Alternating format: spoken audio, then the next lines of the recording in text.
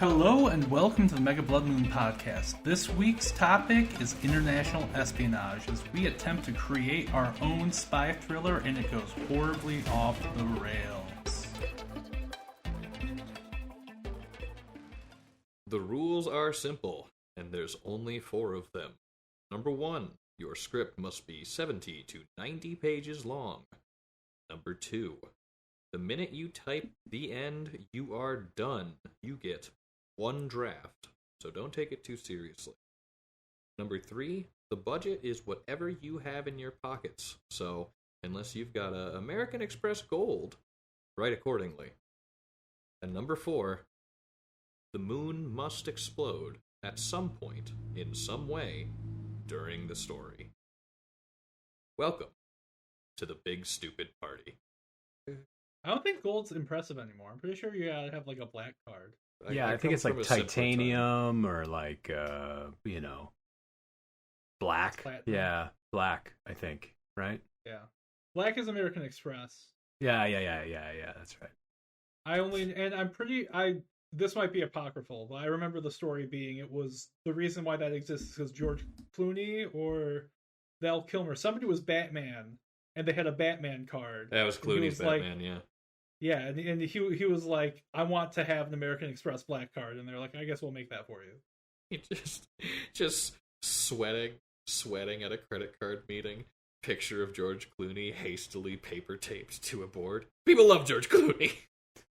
Right? And George Clooney loves a black Visa card, so vis-a-vis George Clooney. I'm going to have a tough time selling that to the investors. Yeah. Oh, actually, it turns out they all love George Clooney. Shit. The Mega Bloodvesters Guild. Just like a bunch of guys with the heads from Escape from the Planet of the Apes. Mega Blood Moon Financial. Now that's an idea. Let's start a bank. Yeah. Ooh, the Mega Blood Bank.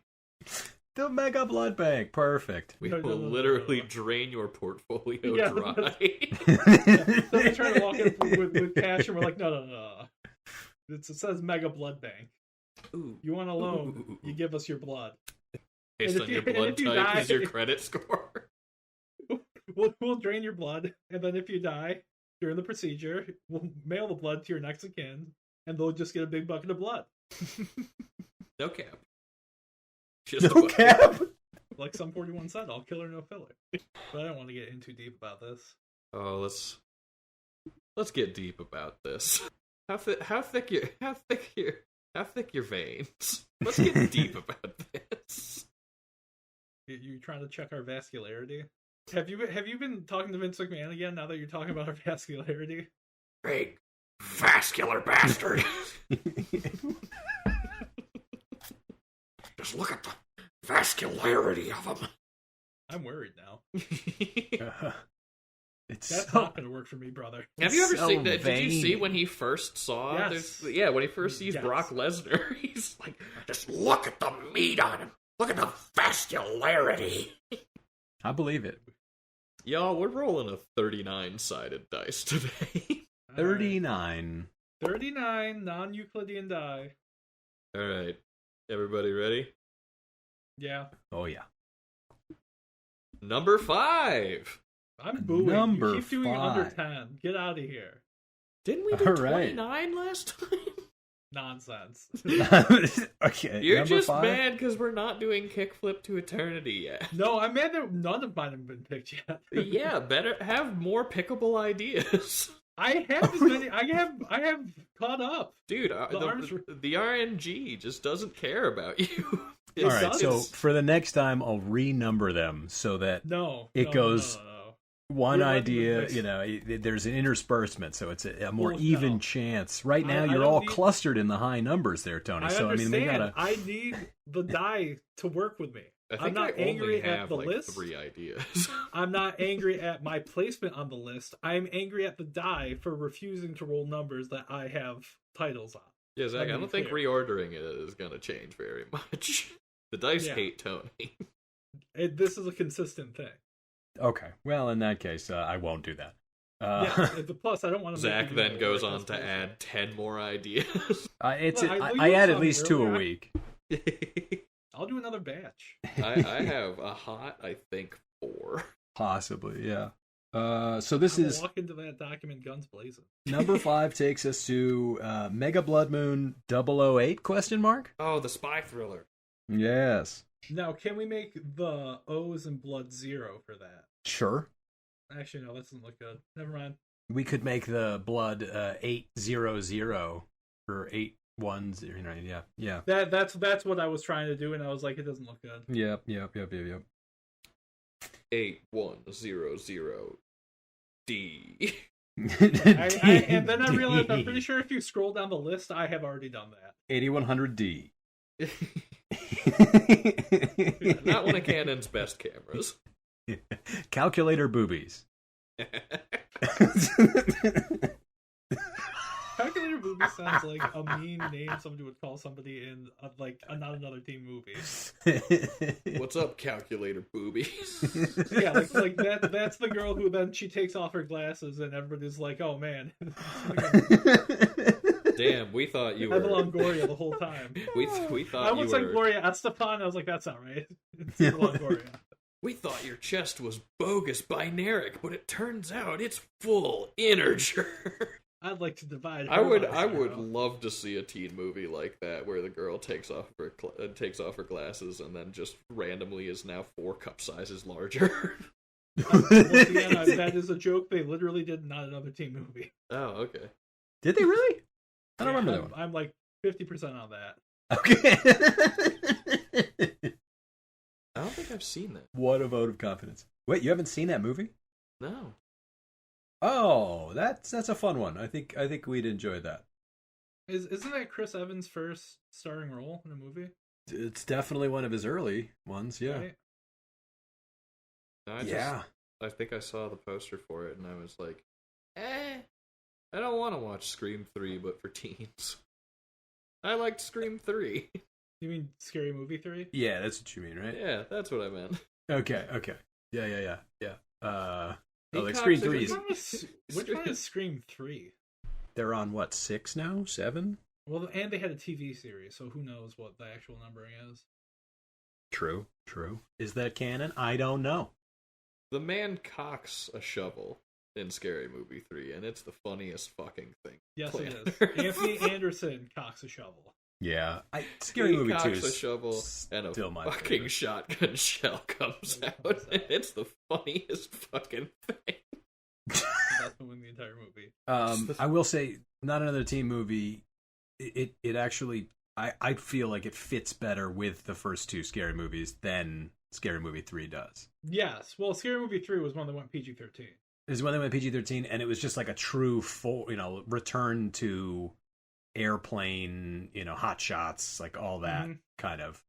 Yeah, more so than like exactly. Yeah. But it's closer to Top Secret than it is a Scary Movie. Right. Yes. Right. Yeah. Leslie Nielsen peeing out of his finger as the alien does, saying, "We're not so different, you and I."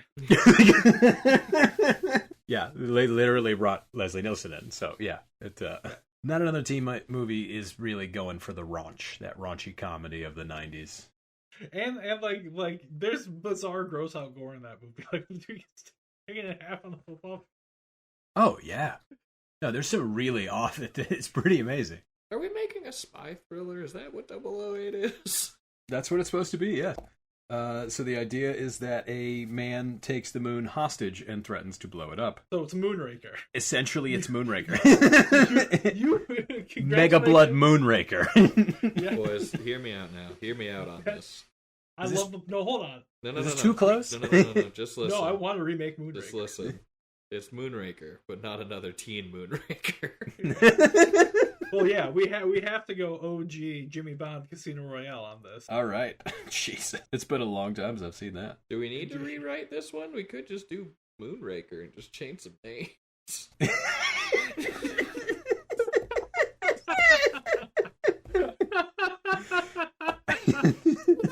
Now we come to the other part of Mega Blood Moon, where you just take another script and make it a Mega Blood Moon script. Wholesale, just steal something. Instead of James Bond, it's John Leese. It's John Baum.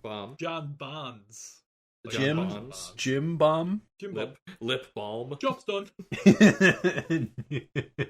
Yes, I like it. No, I mean it. I kind of thought of this as Ogden Stocks. Flint, like Flint, Our Man Flint kind of stuff. More Americanized version of 007, but I guess that's really... No. Do you know what the real American version of 007 is? Annie Fred Williamson. The Man from U.N.C.L.E.? I don't know. Well, yes, but which what's one? his face? Okay, so Rat Pack, not Sammy Davis Jr., not Frank Sinatra. Dean Martin had a series of movies that were spy thrillers that were the most American James Bond that I think anybody got, and I can't think of the name of them. Well, it's Dean Martin, so it's just pleasant as punch. Yeah, no, they're fantastic. Gonna drive me crazy. The Silencers is the first one, I think. But wow. Care for some Baccarat? Really fucking good. Dean Martin. Well, I've never had I don't know how to hold a racket quite yet, but I guess I'll give it a try. Yeah, he did 4 of them. There's the Silencers, Murderers Row, the Ambushers, and the Wrecking Crew. And they're all fantastic. And they're spy comedies, but they're, because it's American James Bond, that's why it's a comedy. Right. Because it's easy to play all that spy stuff super straight when it's a bunch of British people, but when it's a bunch of Americans, you're like, yeah. Because the British are like, oh, taking a life is a serious thing, and America's like a bang bang, and we'll figure it out. Yeah, like in one of the movies, he has a gun that only shoots backwards, so that the gambit is he makes people think he's about to commit suicide, and then he shoots them in the face. Wow. It's incredible. I remember I saw that on AMC when I was probably 10 or 11. I never knew what it was from until one day they played one of these Dean Martin spy films. I was like, it was one of these. I have to watch them all now. That's pretty awesome. I have not heard of these. I need to check these out. Yeah, it's the Matt Helm series. Actually, I think you showed. That makes sense. Because the suicide gun, I remember seeing and being like, that's the greatest thing I've ever seen in my life. Yeah. Making people watch old films is something that I love to do. It might happen to you. It has happened. You might wake up tomorrow. I think we've had a wonderful trade of old movies that we made. Just making people watch Anna Green Gables over and over again. That's a much better bit. I once showed up to a friend's house with 6 Fred Williamson DVDs, and I'm like, you're gonna pick one, and I know which one you're gonna pick because boss, that word, was in that pile. Okay, what if it's instead of 007, what if it's 808 and people just call him Bob, and then we get the thing that Tony was trying to do before, and it would be kind of a perfect American just name. I have a question. Yeah. Is the soundtrack scored exclusively on 808s? That's kind of what I was hoping for. Let's go my thought is Casino Royale with Daniel Craig, but set in the 80s to that synth pop theme. That was my follow up was, what year in the 80s is this set? Yeah, exactly. And how much Miami is this? I don't think it has to be that Miami, but well, we roll back that location. Yeah. I think you don't have to be at Miami to say something set at Miami. No. That's true. But we roll back that location. What if we say it's just man, this is the hot spot in this state where we never say where it is. Love it. Yes. Yeah. But then we don't get to do the fun little titles in the corner that say 12 o'clock, Buenos Aires. What do you mean we don't get to do that? It just says 12 o'clock. You should be in bed. Do you know where your children are? Yeah, you beat me to it. You literally beat me to it. The main character's code name in his name is Bob. We're not doing places in these cards. It's 420. Nice.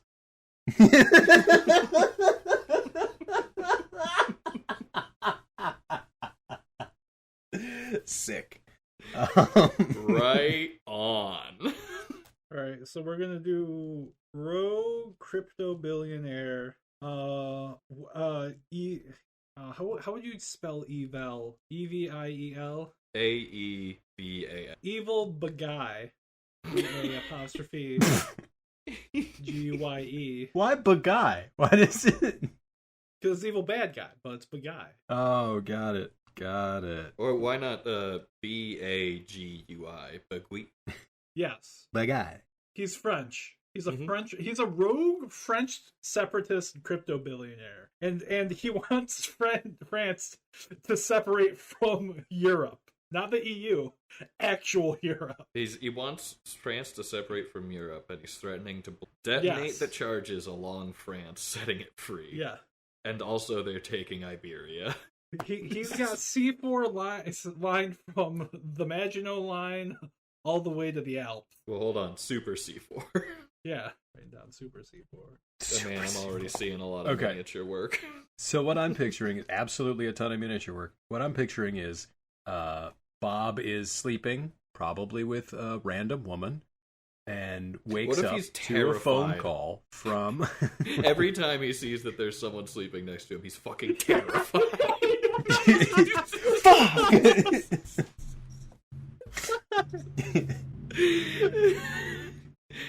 Phone wakes him up, he looks over. So we're doing Dean Martin. He's hungover. That's what this is.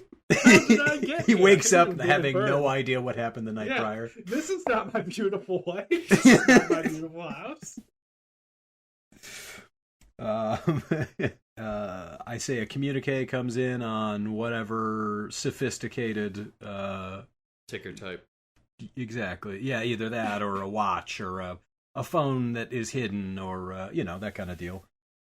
It's a ticker type watch, so a little receipt starts coming out, and he can't find his glasses, and he doesn't want to wake up the stranger because he's still scared of them, so he's just having a panic attack. I love it. What if he's sleeping on his arm and the ticker tape watch just starts feeding into his mouth and he chokes awake? That's what it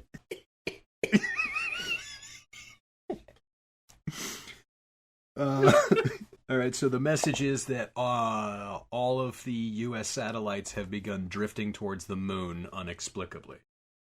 I don't think it's even the U.S. I think it's all the world's... Just all satellites. Yeah, all satellites are drifting towards the moon in simultaneous coordination. And then he looks out the window, and he's like, I don't see it. He pulls out a telescope. He looks on the window, and then he puts on his glasses and looks out the window again. The sun is bright and shining and whatnot, and he takes up binoculars and looks right at it, and then you see him like, oh, and then just still staring at it, not seeing any satellites. He has like sunburn around his eyes. Yep. He's blind for the rest of the movie. I don't think I have the perspicacity to write a full Magoo spy drama, but I'm willing to try. It would be a lot of fun. The man just blinds himself in the first 10 minutes and then spends the rest of the time. Bob, what happened to you? I don't know. I was looking for those satellites and that damn sun got right in the way.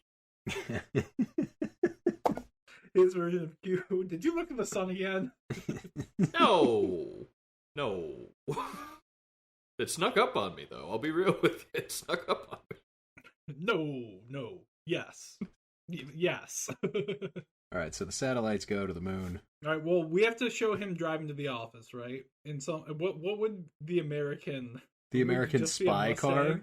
Yeah, would it just be a Mustang? Geo Safari. Like a shitty Fox body Mustang? Like an 88? Oh, well, I mean, if this is set in the 80s, then yes. Yeah. No.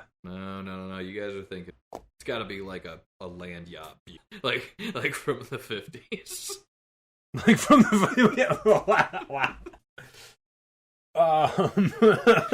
A real big son of a bitch. I mean, Buick It'd be kind had of a dope fun. sports car in the 80s, though. Like, we could give them a Grand National. I mean, that would be fucking sick. Like, Grand Nationals are sick as fuck. Yeah. So wait, what's that's the fun car? So the if we GNX. can't get this car. What's the Let's say what's the used car lot version of that? A Buick Grand National is the used car lot version. No. I mean, yeah. They're very expensive now, but Oh, did they finally go up in price? Yeah, I mean, okay. I guess in my head, I'm thinking of prices from like 15 years ago. Kendrick Lamar's last album was GNX, and it featured him just standing in front of one of them. Yeah. Oh man. It's I become have a couple uncles who are probably rich now if they sold their Grand Nationals that have been sitting in garages for 20 years. Could very well be the case. Yeah. Okay, so if it was truly American, what if he just had like a Toyota Tacoma? I thought about like it being a Japanese car would be or kind like of a Hilux funny or something. And then everyone's like, "Oh, you drive a Hilux?" And he's like, "If it's good enough for Chad, it's good enough for me." It's a Daihatsu. It's just like it's just a mini truck. Yeah, he's got a fucking K truck. Just drives a Yugo. Hold on, a Yugo? Yeah, I'm talking. The center wheel. It'd be a real good bit to have the American spy in the 80s driving a Yugo. He really fell in love with them when he was in East Germany. Yeah, when he was stationed overseas. He imported it back with him. It's actually, it's the car he drove through the Berlin Wall blockade in. But like on a goodwill, I want to have him have never seen combat. No. But he had to escape through the Berlin Wall, so he just drove a Yugo through. Oh, I thought you meant on like a goodwill mission, like he was going over to just talk with some other diplomats. Oh no! I'm saying he was a spy in East Germany. Shit went south, and he drove away in a Yugo. Like, can you imagine doing like the fucking GoldenEye through St. Petersburg tank chase, but instead there's a Yugo? Man, that would be a ton of fun. Show him driving through like the Berlin Wall, and the Russians or the Stasi who are chasing him just stop and go like, "No, don't waste your bullets. He's not." Yeah. I was just picturing like, Mr. Gorbachev, tear down this wall, and then you just see him just drive through the background. I like yours better. Fantastic. He goes to the HQ in his Yugo. What's his Q's name? I think first you need his M. Can it be Enye? Enya? Enya's his M? No, like Enye, like the Spanish N with a thing over the top. Oh, with the tilde? Yeah, with the tilde over it. I think it would be funny if the manufacturing core was not from the U.S. What if it's all Chinese? This is the 80s. Or Japanese. Yeah. It would be in the 80s it would be Japanese. Yeah, that'd be fun. His supervisor's name is Sony. I'm trying to think of like what would be Nissan makes everything. Yeah, well, so Sony makes everything. Yamaha and Mitsubishi. Sony has life insurance. There was like any of the classic old Zaibatsus, right? So yes, your Nissans, your Sonys, your Toyotas, your Mitsubishis, Yamaha. I mean, if his tech guy was named Yamaha, that'd be hilarious. Yeah, Yamaha would be he's funny. Just like an Alabama good old boy. Isuzu, Yamaha, any of those would be enjoyable. His name is Hibachi. Wait, who made the original 808? I don't know off the top of my head. You said it's a synth, so my head was like Moog, but probably not. Or are we gonna start going to just have Jay Dilla? That would be pretty good. And we could it's actually a Roland 808. That makes sense. Oh, Roland, got it. But Roland's Japanese. Maybe maybe Roland is his cue. Yes. I still think it'd be great if he was walking in and Roland was just at a hibachi grill making a fire volcano and a little kid's like, ah! And he's like, Bob, you're here. Oh my god, his secret shop is in the back of a Benihana. So what's his Roland. I thought you said that was Sony, and then Roland is the gadgets guy. There it is. What's Sony chewing him out for this time? And then it turns out the person like the Penny Dinkle, Penicillin, Penny Moneypenny. Moneypenny. She was the girl in the bed, so that when he walks into the office, she's there, and he freaks out again. I think he thinks she's a ghost. Yeah, Sony's angry at him for sleeping with a coworker. Yeah, and he doesn't know what happened, so he's trying to put up a defense. And Pennywise is all being like, "No, we slept together. It was very good. You did a great job." And he just keeps pulling out crosses. And that's when we learn that his real superpower is that he has the object permanence of a toddler. What if he thinks she's a ghost because she's basically a clone? She just keeps getting replaced. He keeps seeing her die. They erase his memory before each mission. What if, yes, but what if she doesn't actually die? They just like MK Ultra him every time, and that's what they make him see. So she never actually dies. They're just fucking melting his head. They Red versus Blue season 9 him? Yeah. Well, that's rough. I didn't know that's what Red versus Blue did, but this I'm not. Yeah, I would. It's not until season 9. Look, you're fine.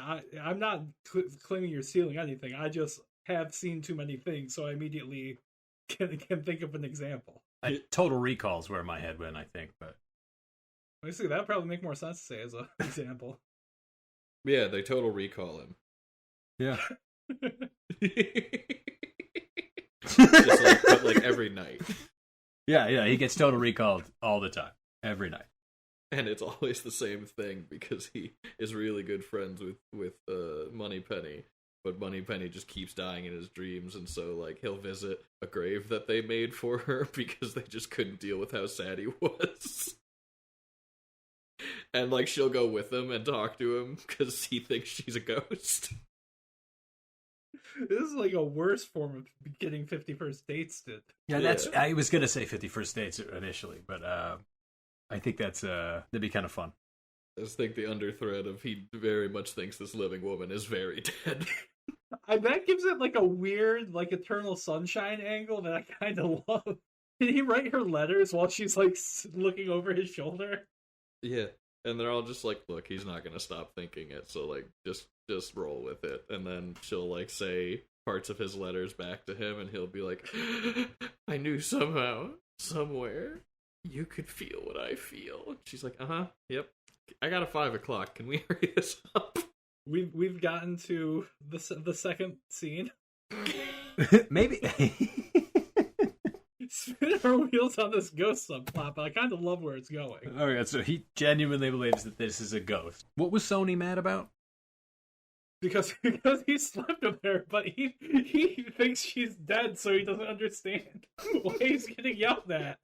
I just think the more we have him breaking down into like a panic attack crying is even better for this movie. Every once in a while he just becomes immobilized by his own insecurities. I love it. Just a spy who does not have a good grip on things. He's real shaky. Real loose hands. Okay, so then Sony says, now the real reason I called you in today was because your next mission, Bob. All of the world's satellites are being stolen by evil French separatist space billionaire. I thought we dealt with the Quebecois. No, these are different French. No, he actually wants to separate France from the rest of mainland Europe. Yeah, he's just looking off. Are you sure we're not dealing with the Quebecois? Didn't we just do this?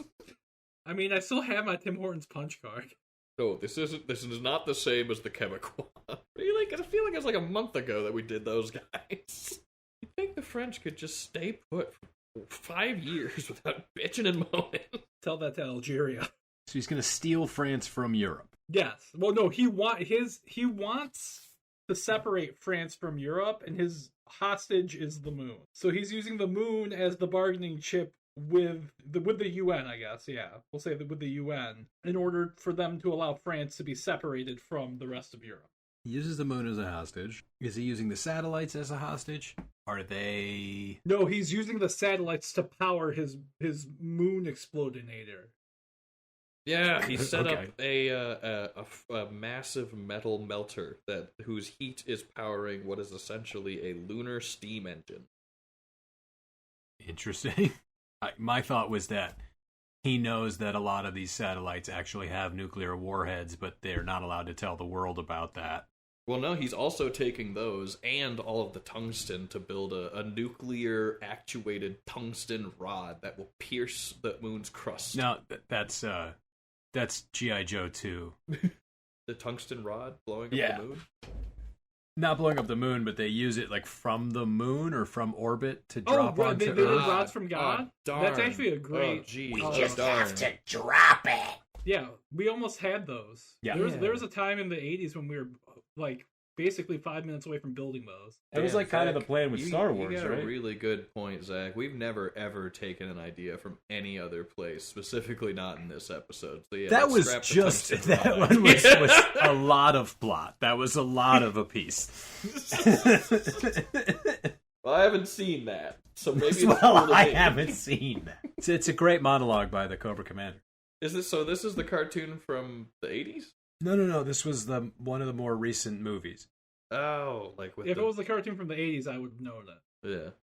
Yeah. Well, I haven't seen it, and if I remember correctly, by box office receipts, No one else did. No one else did either. So Is that the one that they added The Rock to? It might have been the one with The Rock. Yeah. Yeah, you're I being definitely petty. watched that. You're bullying me. You're singling me out and picking on me specifically. Just you, Ben. Just yeah. you. Uh-huh. Yeah. Mm-hmm.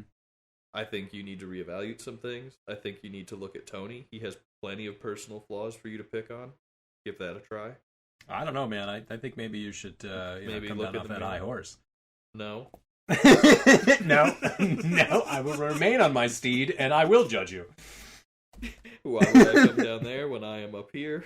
Yeah. Far more advantageous. The weather's nice up here. Sun Tzu's The Art of War says, don't get off your horse. Never get off your high horse. Don't do that. If a guy on the ground wants to fight you and you get off your horse, you've equaled the playing field. To get back on the horse. Plus, it's hard to get on and off a horse in full armor, you know? Yeah, stay on the horse. Be Stay on the better than horse. Zach. Stay on the horse. Okay, so he's not dropping a cool tungsten rod, which is an awesome concept that I can't believe Zach hates.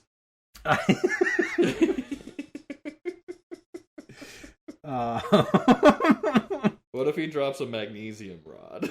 Or I don't know, like a cobalt rod.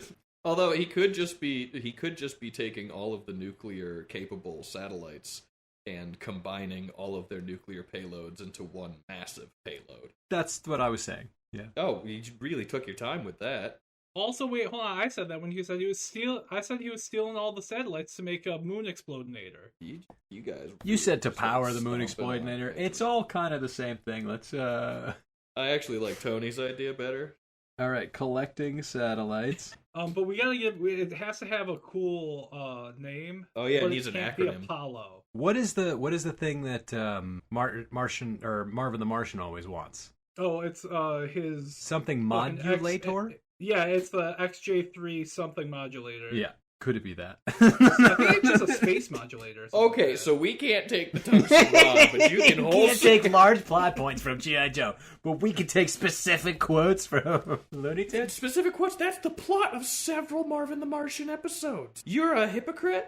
You don't bathe. First of all, I may. you are cruel. Yeah, okay, yeah. Hermes is yeah, so that works. Because all of the planets are named after the Roman version of the deity. So if we take the Greek names like they did with the Apollo mission, then we're fine. What if he calls it It's Squirmies on to make me. the world squirm? And Hermes could stand for heat emanating repeater mass ejection silo. Hermes stands for Ha! Am going to blow up the moon. Hermes. Hot electron ray mass. What's an E? Well, word? wait. Shouldn't it be? Shouldn't I the feel acronym like be what in you were French? saying was very close at the beginning. That's essentially it made me think of like if you said rotating instead of the R word you chose, I think would be like a big drill. Yeah. Drill to the center of the moon and explode it. Why not be a French word if he's French and a French separatist? Ooh, emitting radio. It could be radial. Radial, That's kinda- yeah. Yeah, radial mass ejection silo. Excavation. Ooh, excavation. Yes, mass. Yes, that's much better. What's an S word that is destructive? I don't mind the silo idea. Like silo. Yeah. The idea being that it digs Ooh, essentially. sabot, because it's shooting it in there like a fucking copper sabot round from a tank. SABOT.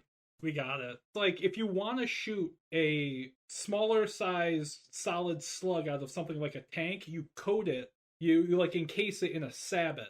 so that you can shoot it out of a unrifled barrel. So it's like for like slugs or flechettes or something like that. Yeah, it's a long, thin, dense metal rod with stabilizing fins. It's almost like a tungsten tube.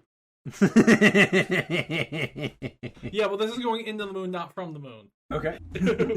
we spun it. We see you gotta flip it around, right? So the tungsten rod that was going to be dropped on the moon is now being replaced by a sabbat, which is going to be dropped on the moon. Oh, I thought you were talking about dropping it on the Earth from the moon. Oh no. No. All right, so it's the same thing. We just have it cooler because it's shooting into the moon. Wait, no. What you said was shooting into the moon.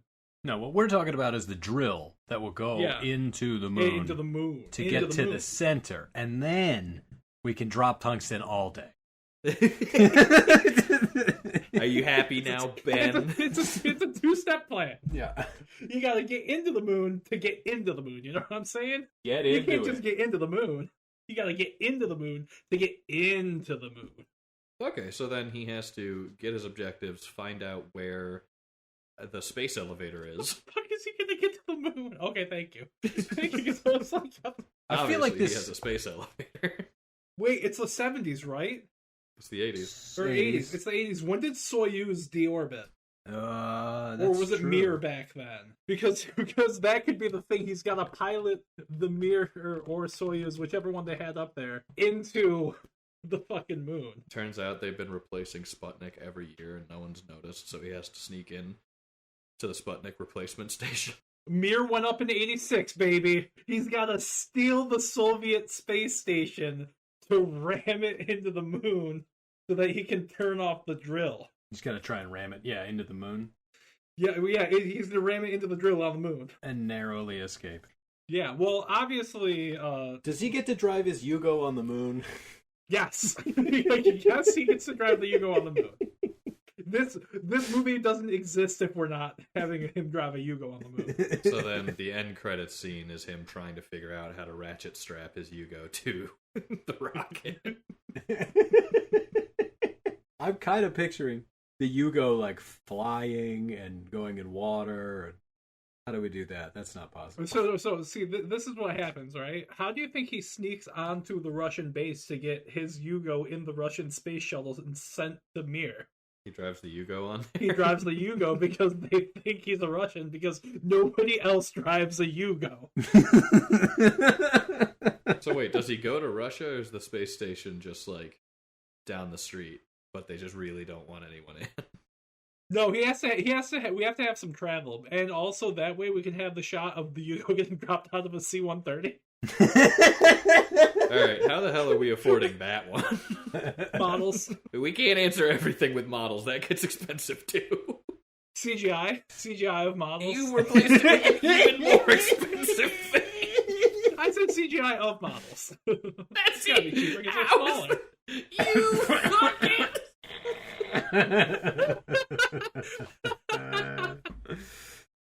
It's a spy thriller. You can't not spend money on this. What you want out of me? To not spend money on a spy thriller. Yeah, essentially, I mean, in order to make this like a literally pocket budget driven spy thriller, it has to be largely like torture sequences or one location long dialogue sequences. It basically has to be top secret. No, they spent money on Top Secret. They definitely did. That bitch had like a $10 million budget. Okay, then just cut that into 1/16th. Hundredth, just 1/100th of that, and their budget was $10 million in 1984, so that's basically like $30 million today. Okay, so we're not doing that. Yes. Awesome. So you agree? We're cutting the Yugo entirely. The Yugo's the cheapest part. We compromised on the Yugo because it was cheap. The Yugo or I go. No, yes, Yugo or I go. I'm with you. Okay, Zach. I guess we're figuring out the rest of the spy thriller. Shit. He's got to have a car, and the Yugo's cheap. I think there's cheaper cars than a Yugo. Yeah. What if he just drives a Ford Escort? Do they even make those anymore? And if it gets to we have to import it, then no! Absolutely Absolutely not. We can find a Yugo in the States. Okay, so a used Yugo in the U.S. tops out at $4,000. Yeah, that's expensive. I mean, that's more than half our old budget. We just have to rent a Yugo. You know what? I'm just gonna have to buy a Yugo. It's fine. Are they gonna let you drive a rented Yugo out of a C-130? Well, no, obviously we're gonna have to cut the C-130 scene, even though that it is fantastic because apparently models are too hard. I don't know how models work. Look, I'm not saying you're wrong. I honestly don't know how hard that would be. Tony, you're a great producer. I don't fucking care. Make it happen. No, I'm just like, if it's not feasible, cut it. I say you got to lean into this whole reckless abandon of the budget. I think it's a good fit for you. Fits like gloves. You just come on set and start screaming at grips because they're not spending enough money on models and they don't know what the hell you're talking about. Okay, so are we rethinking this? Nah, keep going with the C-130. That's funny. Okay. Maybe it doesn't drop out of it. Maybe it just gets loaded into one, and then... Oh, yeah, we do a reversal. So the C-130's flying, and we ramp the Yugo up and into it. Not what I meant. I just meant, like, you just see one shot of a Yugo driving into a C-130, and then... he's then we're on green screen and the Yugo is falling into Russia. Yeah, like the fucking the Nazis' car in Blues Brothers when it falls from the sky. Precisely. Yes. Yeah, but instead of that, we just show it falling, and then there's no shot of it landing. It just drives up. Yeah. I never thought that we would get it landing. Yeah, no. I think it's literally like we put a fan in his lap as he sits in the thing. Yeah. And the hair goes up, and then he's like, over the target, and then we cut to him driving into the bait. Yep. There has to be something in between those, though. Well, he has to go talk to his version of Q, right? Oh, of course, yeah. So we got what gadgets does he get from Roland? Well, so basically, like, Sony would do the whole spiel about the mission, and then he'd go to Q. He'd be at Roland, and Roland would give him various objects. They got to be 80s objects. So he's got a bag cell phone that gives people cancer. It's got a fucking microwave emitter in it that you can direct it to somebody to give them cancer. Not even that, not a microwave emitter. It just has like a hunk of 3 Mile Island, and he just opens the door. Yeah. Yeah, that's in the bag part. It's like he presses the button and the 3 Mile Island is pumped into the handset. It's a flashlight, but the battery is just a piece of uranium. All of his weapons just give people cancer. Yeah, it's just a cancer ray. Except for his business card holder, it immediately files a complaint with the dock workers union, and they come to that location and strike within the hour. I can't wait till he uses that when he's on Mirror. Yeah, that's exactly when he uses it. He can't. Yeah. He can't see a way in, so he calls the dock workers union and they start striking. And then when the Russians threaten them with guns, the dock workers also pull out guns, and it turns into a firefight. He calls in the Merchant Marines. You just recreated the plot of the Bruce Springsteen song Atlantic City. Yeah. I just like that all this tech just gives people cancer, but maybe not right away. even just like he just hands them a regular gun and still gives them cancer. You're gonna want to wear gloves when you handle that thing. Why? It's the entire finish is just pure radium. There's a needle on it that gives you the first dose of a chemotherapy supplement. So be careful with that one. What about these? Those are just Duracell AA batteries. Don't put them in your mouth. Those are cigarettes made of asbestos. That'd be hard to smoke. Yeah, that's the bit. What's this cigarette case made out of? Lead. Roland gives him a cancer ray, essentially. Yeah. Yeah, a bag phone that gives cancer, a flashlight that gives cancer. A pair of underwear that gives cancer. A gun that's finished with radium. Oh my god, that'd be cigarettes the best scene where he's trying to hide from a guy, and the radium gun is in his glowing. Hand, and it turns off the lights, and you just see the glowing gun. Ben, and now you understand why I thought of a radium gun. Because I was like, yeah, they used to use radium for the night sights on the pistols. Yeah, that's what I was thinking. Now the whole gun. What else can you give somebody that'll give them cancer? We call this the skin cooker. It's a human-sized microwave oven. Just thinking he hands them a bottle of vodka. Like, oh, will this give them alcohol poisoning? No, it'll also give them cancer. Yeah, cancer. Oh, yeah. A flask. Actually, it's a flask that gives you a heart attack, but if you survive, you also get cancer. What's in this camera? It shoots out a stream like a clown flower of arsenic that we lace to make them have cancer too. Cancer. It emits high levels of gamma radiation along with the arsenic, just to be sure. If you can get in their mouth, that's great, but when the shutter opens, they get blasted with high-grade gamma radiation. Cook the front of their face straight off. So does he wear a tuxedo? He wears a lead line tuxedo. Well, exactly. I was going to say is a lead line thing, but is it a tuxedo or is there a different American wear that he should be wearing? Is he? What's the most? Is he as classed like a Western cut suit? Like a Patagonia windbreaker? It's like jeans and No, he's wearing a denim tuxedo. Oh, it's a Canadian tuxedo. That is lead lined. Yeah, lead line Canadian tuxedo. For the rest of the movie, after he gets the suit, he's walking like kind of slowly. He just keeps setting off metal detectors. There's just one part where he has to like go up a couple flights of stairs, and he's just so winded. God, it's like the fucking training clothes from Dragon Ball Z. When he takes the jacket off, it hits the ground and fucking makes a dent. Exactly. Yeah, I'm picturing Rock Lee, but yeah. Bob, come in. Make yourself comfortable. Thank you. Boom. You training for a marathon or something? By the time he gets to space, he's so relieved to be in space. Yes, he's weightless finally. That would be pretty cool. Just the relief on his face. He's just fighting very slowly until he gets into space. And then he's just pushing himself off of surfaces and just ramming people. Yeah, it just has so much mass behind him. Everyone else, when they fire guns, like float backwards a little bit from the recoil. He doesn't. Exactly, yeah. Like they go into space and they hit the 0G and everyone floats but him, and he just walks around, just whipping people around. Just Flintstones smashing a guy on the ground. Does all of this just give people cancer? No, not all of it. This Big Mac, it just straight gives you diabetes. But this is my lunch, so... Roland, are you diabetic? And then Roland's just passed out on the ground.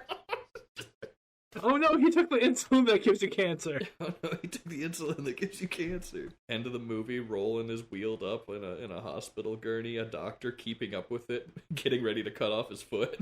He took the insulin that gives him cancer. Bob walks over, picks up the vial, tastes it. This is heroin. This is heroin.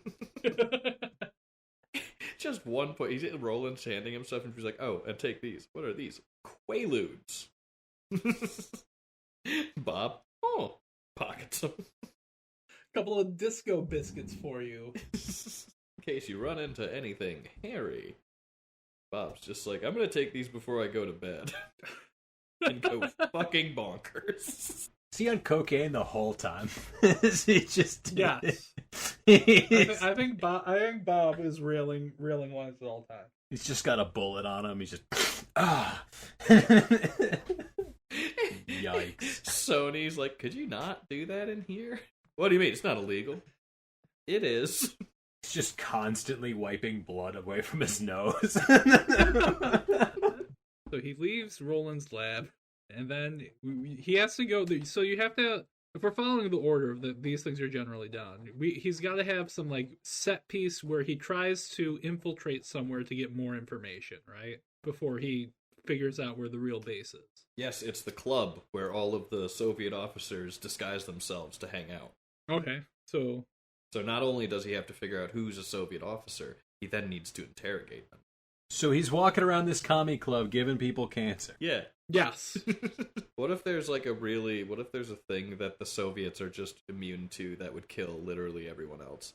Bears? Yeah, or like the Soviets are immune to being stabbed, so he's just walking around stabbing people. What was that weird... Novichok? No, they were like a terrorist group in Germany in the 60s and 70s, 80s maybe. Boys to Men.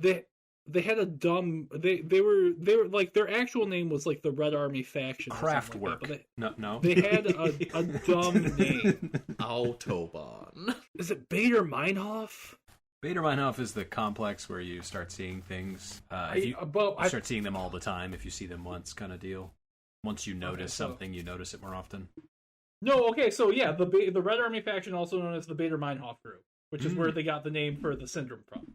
Gotcha. A West German far left militant group from 1970 until 1998. That's the secret Soviet club is called the Bader Meinhof. Love it. Formerly Ralph's. Yeah, it used to just be a Ralph's. Alright, so he's infiltrating the Bader Meinhof, and they have to catch Wise to him. Because that's when we get our first fight scene, is either in the bathroom of the Bader Meinhof, or in the bar of the Bader Meinhof, or in the alley of the Bader Meinhof, or directly in the dead center of the Bader Meinhof. Or in like a penthouse office of the Bader Meinhof. He tries to order vodka when everybody is drinking kvass, and then it gives him away. It's a well-known kvass bar. What gave me away? Well, you ordered vodka. This is a kvass bar. Oh. Also, you have a very, very, very noticeable American accent. And you're wearing a Canadian tuxedo. You're wearing a Canadian tuxedo. Everyone else here is wearing Red Army uniform. Yeah, it's a secret club, but they're all wearing all their fucking medals. They just each have an American flag pin on their lapel. So when he gets caught, how do I know you're not fakes? They just take off the American flag pin. And then one of them takes off their hat and removes a bald cap, showing that they're bald, but they still have the sides of their hair. You thought this was vodka bar? We are not allowed to drink on jaw. This is kvass bar. I don't know what either of these things are. Yeah, what's kvass? Kvass is like a weird. It's like low yield alcohol made out of bread. That would in Russia was like a way to get around not getting sick from the water, right? So it's not like actually it's I think it's only like 1% or something like that, but they take like rye bread and ferment it in water because that would kill any bacteria that could be in it. I'm saying that he doesn't know what Savas or vodka is. He's only ever drank Jack Daniels No. 7 Tennessee whiskey. More of a whiskey than myself. I only drink the good stuff. Process. I think an easier way to describe kvass would be to call it Russian kombucha. It's Russian kombucha. This is a kvass bar. You need a bar for that? That sounds gross. It was kvass. You ordered something this bar does not have. Is that why you gave me a shot that tastes like pumpernickel? Sourdough, but He gets interrogated, and then he counter-interrogates them through gaslighting. He love bombs one of them into falling in love with him. And that's when he learns that the Russians aren't helping, because they thought the Russians were helping Eval Bagai, but in fact they're also just as upset about it, which is how he gets to take Mir. He lets slip about the thing, but the other guys realize that they're being love bombed, so they start trying to shoot him, and he makes an escape, and he's like, I gotta sneak onto that Mir base to get on Mir. Oh, I mean, at this point, though, we could have him team up with the Russians instead, which is kind of a more fun thing.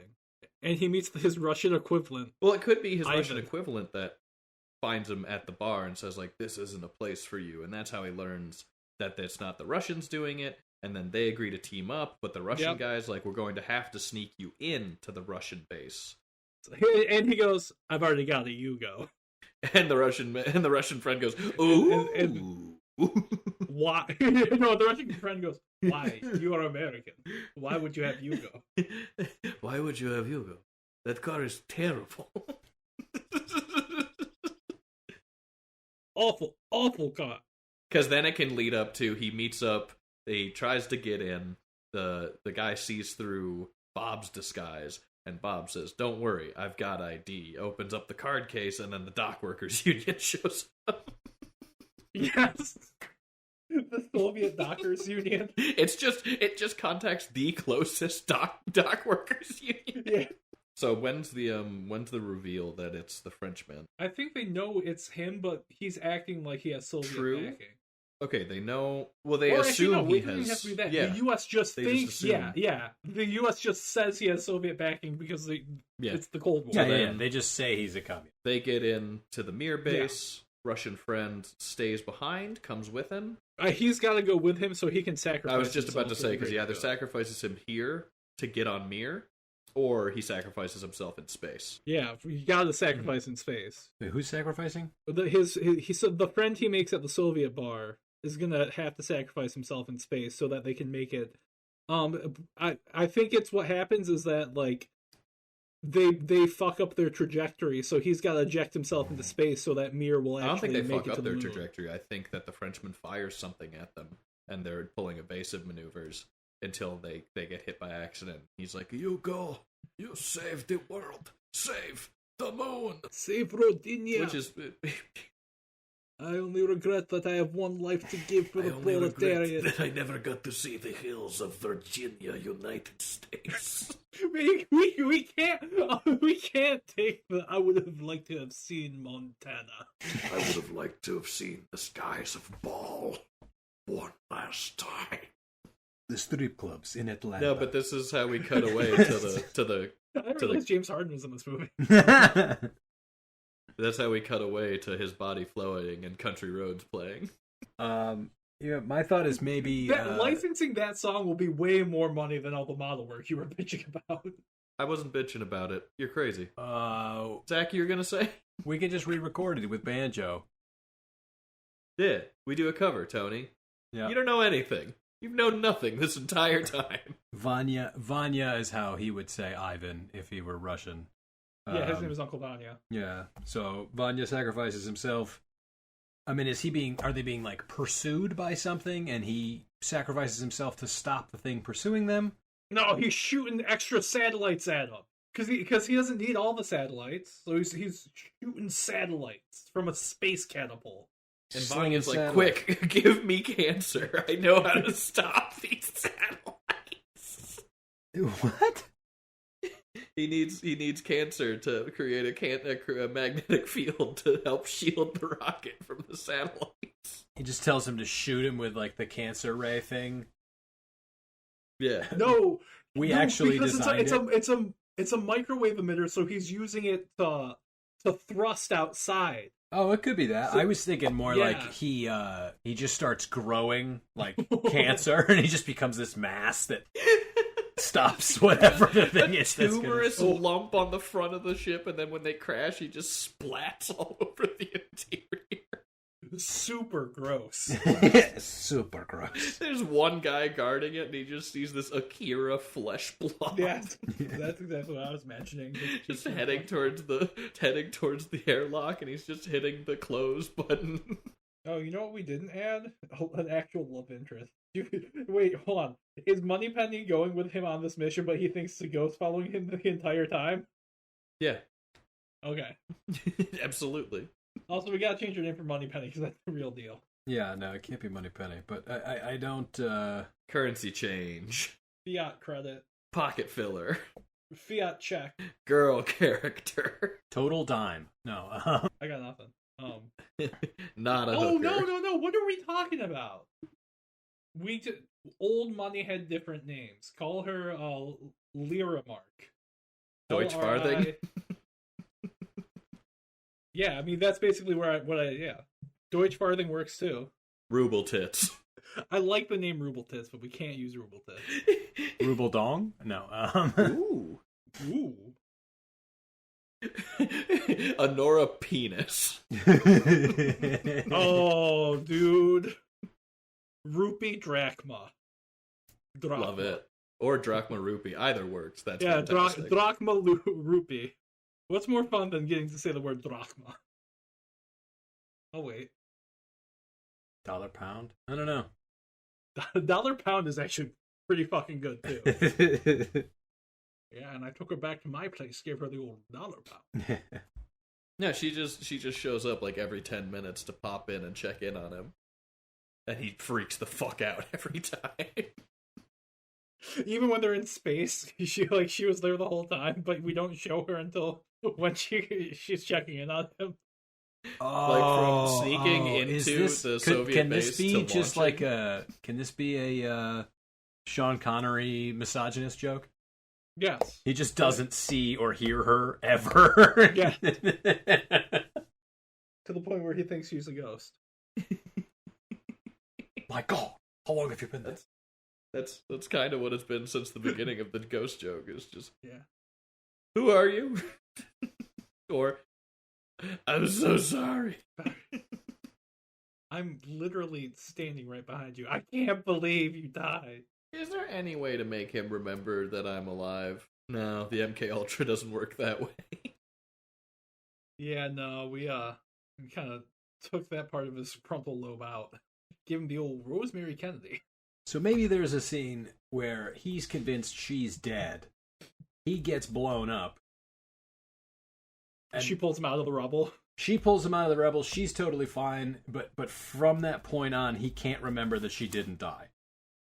He's convinced that she died.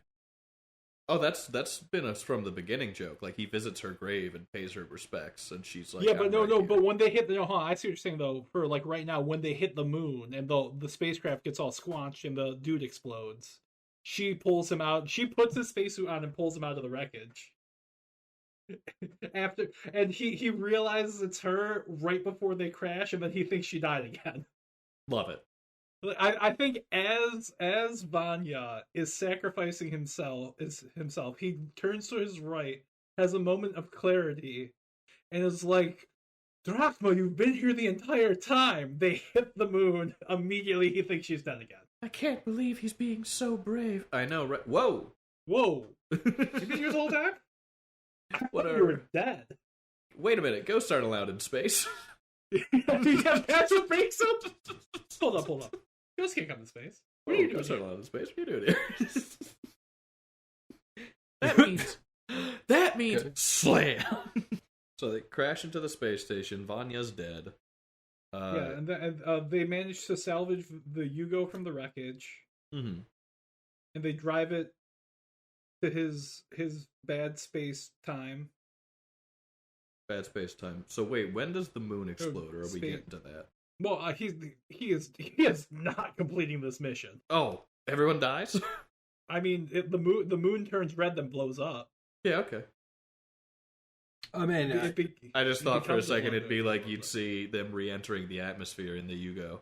Yeah, no, I kind of figured he would like come back believing he was victorious, and during his like celebration, key to the city, blah blah blah blah, it explodes. Yeah, that's better. Because of something he forgot. Because of specifically something he forgot or is not. Like, what if it's a thing where he never actually does any of the things he's supposed to do? It's the people around him. He gets to the moon. He beats the shit out of the evil billionaire, but he doesn't stop any of the thousands of people he has working on the moon to this end. Yeah. He just thinks, like, he knocks the dude out, throws him in the fucking back of the Ugo, and ramps it towards Earth. Yeah. All right, we win. And here's one. And Drachma's like, but he had engineers. Please at least tell me that you set the self-destruct sequence. He had payroll going on. You can't... Tell me you at least set the self-destruct sequence on. No, we were there. How would I have it blow up while we were still on the moon? No. That by beating what about him the up, rest of he's them? won. Oh, that should take care of itself nicely. Yeah. They'll work themselves out. These guys never get away with it. And then they get back, and then there's a celebration, and then the moon explodes, and they get a live feed of France just drifting away. Yep. And then a piece of moon rubble kills Drachma Rupee. And he goes, whew, thank God she's a ghost. I think that works. Mm-hmm. So he gets the moon. You goes around. Villain's lair. Big monologue about French superiority. Is it a true, like, does he really think it's a ghost, or is it like a figment of his imagination? Like a trauma response memory kind of thing? I think he legitimately thinks it's a ghost. Okay. I was thinking 6 of one, half a dozen of the other. I mean, like, yeah, whenever he sees her, he just starts breaking down, crying. Probably saying it wasn't his fault. Which it probably wasn't, because she didn't die. Like, as I imagine it, they had an MK Ultra thing that they were trying to do with him, and then they kind of lost the plot.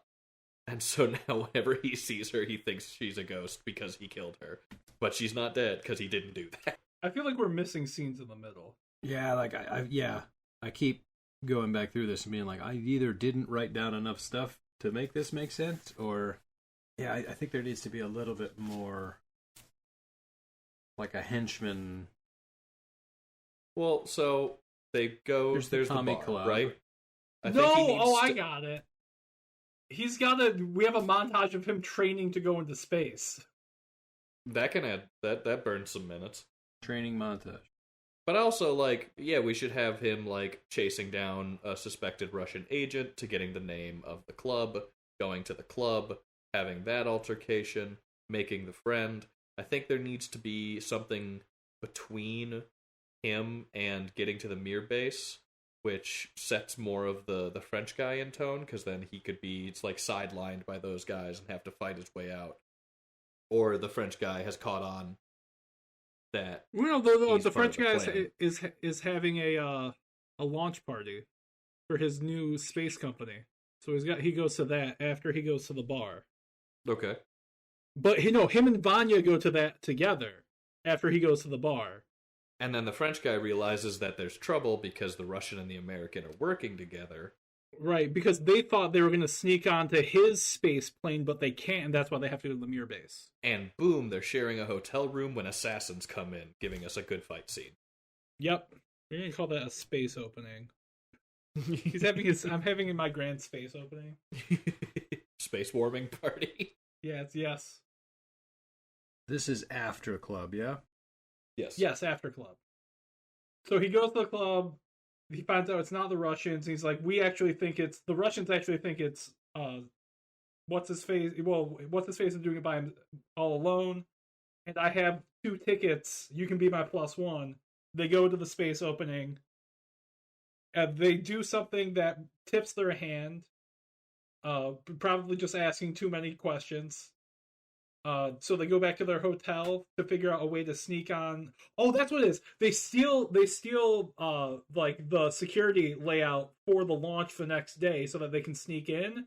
But since he's a crypto guy, it's an NFT, so he knows that it's been funged because it's a non-fungible map, and they funged it. So he sends the assassins after them. He funged the map. I mean, this is. Yeah. Are we still operating in the 80s, or are we? I mean, I did say he was a crypto billionaire. You did say, yeah. I was just in this 1980s cryptocurrency exists. Think about it. Or we just do it like Archer, where we don't say the specific date. That way, you can have cars that look like they're from the 1940s, be brand new, but also people have cell phones. And he has a cell phone that gives people cancer. Does it make calls? Yeah. Oh, okay. And also gives people cancer if you want. Like, think about all of James Bond's gadgets ostensibly did their original job. They just also did something else. Like, give people cancer. Okay. Yeah. Like, even that pen that he gives to Boris, like, you can write on it like a pen, but if you click it 3 times, then it becomes a hand grenade. I'm going to go to an event put on by the big bad guy. It's the guy. Ugly. Gentlemen, I noticed you taken something of... Oh, sorry. Gentlemen, I believe you have taken something of mine.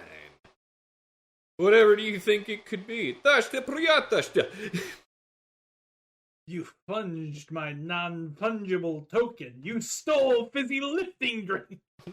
That's an alternate way that they can get to space, is stealing fizzy lifting drink. I mean, with those added middle scenes, I think we've hit that good stride. It'll move fast as shit, but yeah. Well, that opening scene's like fucking 10 minutes, so... It's like if... Actually, I feel like Johnny English also has a very, Johnny English takes forever to get to stuff actually happening. That's fair. That also brings up a good point. Start this. Well, we have it starting with the. Oh, hold on. Yeah, we have it. He wakes up like David Byrne. Yeah, I think we should have an opening scene. Open? Yeah, like right. the Golden Eye. So he's got to be stopping somebody else. What if we have him? This would provide credence to the "he thinks she's dead" thing. Yeah, let's do that. He wakes up from his last mission thinking that she died.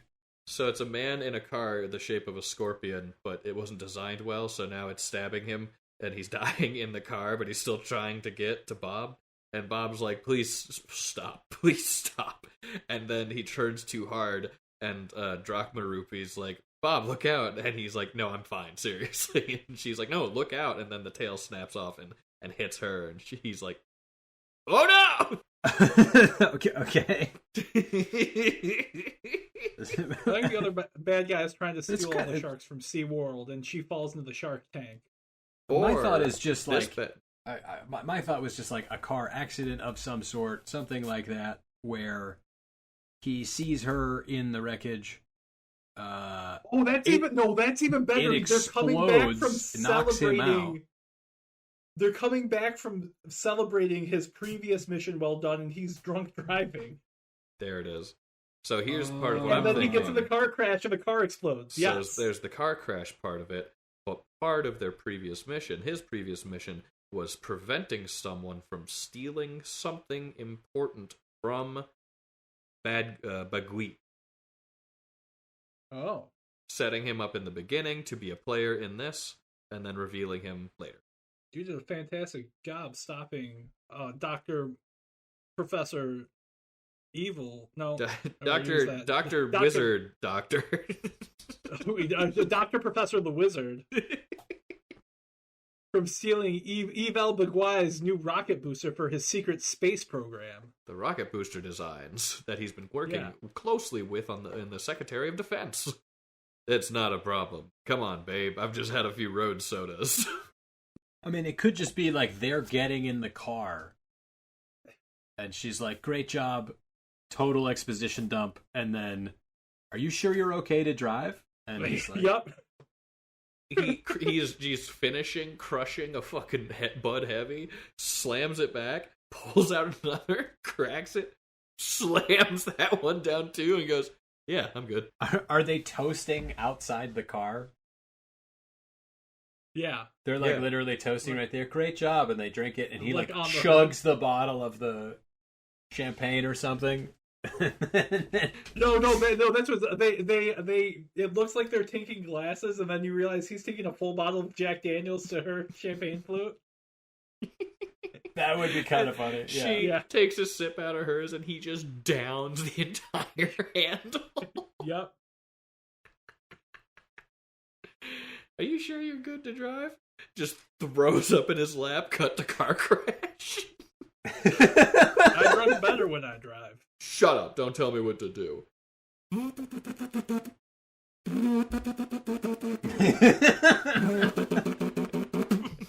He just goes in reverse off a mountain. There's the miniature. It's just... And you see that the restaurant is just directly on a cliff face. Yes.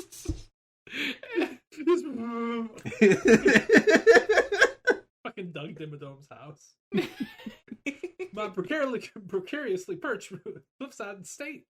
Just the little car headlights illuminating the cliff as they go down. There's no bottom on camera. It just keeps going. Yeah. That's a good one. And then it cuts to the headstone and him holding flowers. And then, title sequence, him in bed with her, freaking out. We do need a banger of a theme song for this. Here's my pitch. Ba ba ba ba ba ba ba ba ba ba. Yeah, I think it could be that kind of jazz opening that you typically have, but done in a synth vibe. Yeah, it's gotta be like 808s, but Bond themes outside of two of them are all about the villain. So it's gotta be French bullshit. Okay, so Daft Punk. Just like, boo, yeah, you like hit hard 808s and just a man being like, croissant. Oh, it could just be La Mer, but on 808s. No. Here's And the that's lyrics. royalty-free. In French, it's like... That's royalty-free. He's always asked for consent, and he can take no for an answer. That's the least French thing I've not ever a bad guy. He's probably an answer. He's never done anything inappropriate, but he is kind of racist. It's Bob. He'll always take no for an answer, but he'll give you cancer. Everything he does gives you cancer. Yes, questions. I guess I never noticed that's what are they? They're telling a story in Bond songs most of the time. I feel like the last 3 maybe, but what? No. Goldfinger. The whole song is about Goldfinger. Thunderball. It's all about how he's gonna use his weapons to strike like a thunderball. It doesn't really make that much sense. But I really truly think that 808s with bullshit French would do the trick. Yeah. I don't know that maybe I've never noticed that there's lyrics to most. Oh yeah. Huh. Well, I think there's trying to think of which one does. Other the original James Bond theme for Dr. No doesn't have. Skyfall has lyrics. Theme. Yeah, Skyfall has lyrics. Yeah, Goldeneye is Tina Turner. The Golden Eye will live forever. Come on. Yeah, she does it way better than you do, though. The ones that are about James Bond himself is Chris Cornell's "You Know My Name" for Casino Royale, and Another Way to Die for that second Quantum of Solace. But yeah, they all have like. Wait, hold on. Like, think about the James Bond theme. I guess From Russia with Love I don't think has lyrics either. But then it's Goldfinger, Thunderball, You Only Live Twice, which Nancy Sinatra sang. Honestly, if we just do it with 808s, a little bullshit French, and some swang. There's no way you it. didn't know, because Diamonds Are Forever has lyrics, and Kanye sampled it for Diamonds from Sierra Leone. I don't think people pay that much attention to the Living Like That was like a #1 hit in the US, and people still sing it. I don't. You don't sing any songs because you don't know lyrics. Nope. Never learned words. Yeah, Man with the Golden Gun. Oh, I guess Nobody Does It Better is also about James Bond because it's saying that he fucks so well that Carly Simon can't think of anybody else. And with that, who wants to summarize the movie? You are summarizing the movie because you added all that shit at the end. I summarized the movie last time. Tony, it's up to you. Oh, God. All right, so we open with the finishing of 008's last mission. I'm sorry, 808's last mission, which was saving. Where I have his name, Evel Bagai's secret space program launch documents from Dr. Magician the Wizard, who was stealing them. And in that opening scene, they are toasting on the roof of his car, or leaning on the hood of his car. He is drinking an entire bottle of Jack Daniels. She has a champagne flute. They toast. She says, "Are you all right to drive?" And he says, "Baby, I drink better when I'm drunk." And then they get in the car. He turns it off, drives it immediately in reverse off of a cliff. And we cut to the opening title sequence, which is a weird 808 French song that's mostly about croissants. He wakes up like David Byrne, not thinking this is his beautiful house, and seeing the lady in bed next to him, realizes that he thinks that she's a ghost. At the same time, his ticker tape watch is feeding into his mouth, and that's actually what woke him up. So then he gets in his Yugo and drives to his job, where his boss, Sony, is mad at him. Oh, sorry. The secret base is at the back of a Benihana. That was a detail we had, right? Yeah. First, Sony is mad at him for sleeping with one of his coworkers again. So he walks into the back of the Benihana, sees what do we name her? Rupee. Drachma Rupee. Yeah, Drachma Rupee. He sees Drachma Rupee, has a breakdown because he thinks he's a ghost, rushes into his boss's office. His boss first yells at him for sleeping with his coworker, who he thinks is a ghost, but isn't actually a ghost. And then he tells Bob that rogue rogue crypto billionaire evil bad guy who he just helped is trying to make his wait, this part we didn't figure out. Hold on, I'm finding a flaw in the story right here. Uh-oh. Because Sony thinks it's the Russians, but we never established that. So I'm gonna do a quick write up right here. I mean, he's just the belief is that Rogue Evil Bagai has turned on the U.S. and is now with. No, but we have him finding that out later. I thought. I mean, it's so we believe that something else has happened with Eval. Well, no, I think here we just have them. He's trying to investigate Sony is telling Bob to figure out why all of these satellites are going missing, and that's why he immediately goes to the Russians, because who else would it be? Mm-hmm. And then when he goes to the Russian bar, he finds out the Russian satellites are disappearing too, and that they think it's Evil Bagai. And then when they go to Evil Bad Guy's space opening, that's when Evil Bad Guy, first he takes them out after they try to steal the plans to get onto his space shuttle, and he reveals that he's holding the moon hostage to them when he captures them. He's like, you couldn't stop digging, you just had to keep going further and further. It's like a bottle of red wine that is spilled. You cannot put it back into the bottle. Sorry, I was just trying to make that actually work as a story. But before that, while we're still at the headquarters, he meets Roland, who gives him a bunch of cancer-causing gadgets. Yeah, that all cause cancer. And a lead-lined Canadian tuxedo. Yeah, and that leads to the punchline of the lead-lined Canadian tuxedo. Okay, and he's also given the name of a potential Russian double agent. He hunts down that agent, who gives him the location of the Bader-Meinhof Club. Bob infiltrates the Bader-Meinhof Club by dressing up like a Soviet officer. But he's quickly found out to be an American when he orders vodka when everybody is drinking kvass. And during the interrogation, he manages to befriend the man who is interrogating him, and they reveal that the Russians are in fact not behind the plot and that they think that it is Evil Bagai. Alright, this leads them to going to Evil Bad Guy's space opening. They are captured while trying to steal data.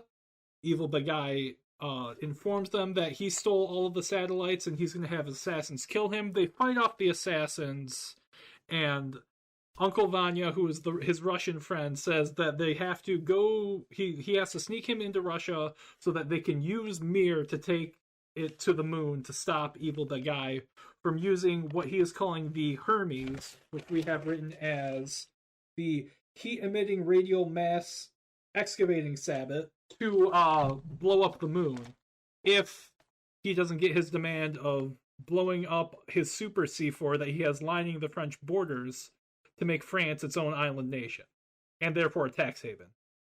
I mean, I just added the tax haven part, but I feel like that's helpful. I mean, it works. Alright, so they go to the secret club. Alright, so then they sneak into the base because, as we know, Bob drives a Yugo, so they're just waved right in. We have a montage of them getting ready to go into space. They go into space, and Evil Bad Guy starts shooting satellites at them, forcing Bob to mutate Vanya to use him as an Earthstats parachute slash fucking what are those things called when they come out of the center of your fucking steering wheel? Airbag, thank you. Got the word airbag. Use him as an Earthstats airbag so that they can safely launch on the moon, or land on the moon. As they are crashing, Bob realizes that Drachma Rupee has been with him the entire time, and that she didn't really die, but then immediately suffers head trauma in the crash and thinks she died because the thing's all fucked up. They get in the Yugo. Vanya is dead by this point. They drive it to the base. Evel more or less captures them immediately and has his entire villain monologue about why he wants France to be number one and why he'll blow up the moon if he doesn't get his demands, because without France the moon is worthless, and without the moon France is worthless, or something like that. Who knows? We'll figure that out in post. We'll get a lot of coverage for that. We'll just have him say a bunch of words and cut it together so it looks good. They subdue Evel. I want to say that they push him into the hole, and then they immediately leave, despite the fact that they haven't actually stopped what was going on. All they did was kill the bad guy, and there's thousands of people up there working on this massive machine. Walking out victorious as an army of people, just kind of look at them. Yeah. Look, they're look, they're frozen with fear. Those ones are still working. Frozen with fear. Get in the Yugo. They ramp the Yugo into space, re-enter the Earth's atmosphere, somehow land it at Cape Canaveral, I'm gonna say, because that's where you land things. They get out, they have a celebration, but the moon still explodes immediately. What if they land at Daytona? Yeah, you're right. They land in the middle of the Daytona 500. Actually, they cross the finish line of the last lap. That's how they land. They're caught by a SpaceX and robot. You were yelling at me about the fucking C-130. No, you haven't even landed the Daytona 500. I mean, my thought is, honestly, they land, like, in the woods or somewhere not near anything we need to pay for. But yeah.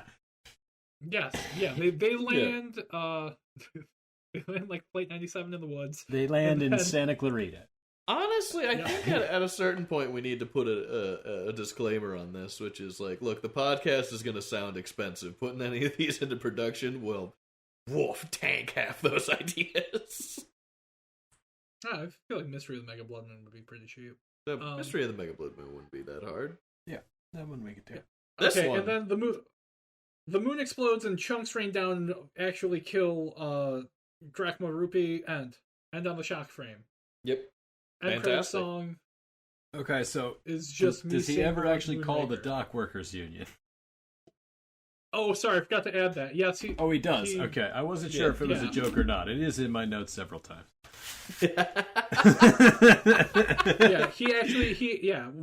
Actually that's what he does to get in the base. Now he has a Yugo, and he calls on the local dock workers union, who's actually the proletariat, so that they help him in because they vouch for him. So add that in there. Okay.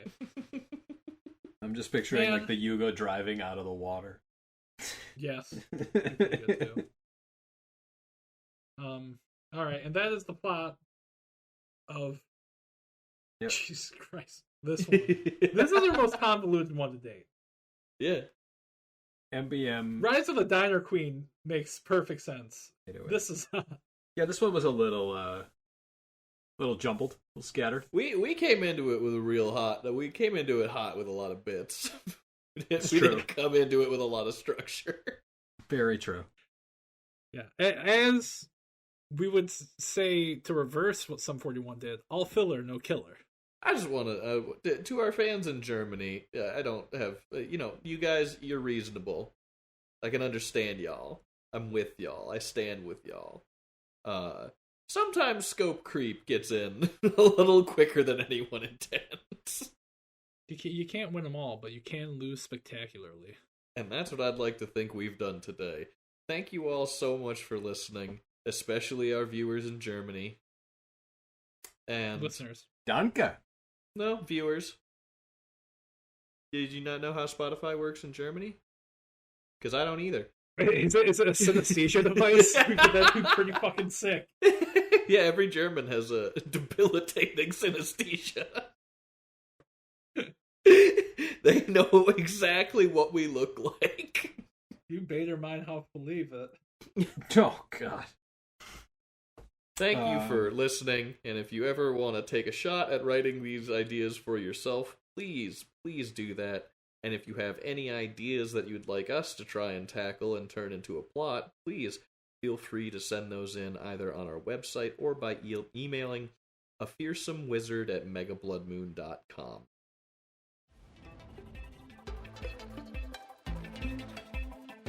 Thank you for listening to the Mega Blood Moon podcast. We recently had the release of our first film, Mega Blood Moon the Freelancer. It's available now for rent or purchase on Amazon, YouTube Movies, and Google Play. If you'd like to contact the show, please reach out at megabloodmoon.com. We have email addresses of a fearsome wizard at megabloodmoon.com and unknown_Italian at megabloodmoon.com. Or if you're more of a social media savvy person, check us out on Instagram at sanguinemoonbase. Now, I know that you're probably sick of hearing this by now on every single podcast, but I would love 5-star reviews because it helps us go up in the ratings and gets us more listeners, and then that means you, the listener, get higher production values out of us. And I'm not saying this because I want to, I'm saying this because I'm a software program that is telling you to do this and have no free will of my own. Unlike you, you're a real person. Every day you make decisions that could change the world or at very least change your life drastically. So why not make a simple decision and just, drop us a 5-star rating, leave a comment, or maybe, tell us to a friend, whisper it into their ear at night while they're sleeping after you've broken in.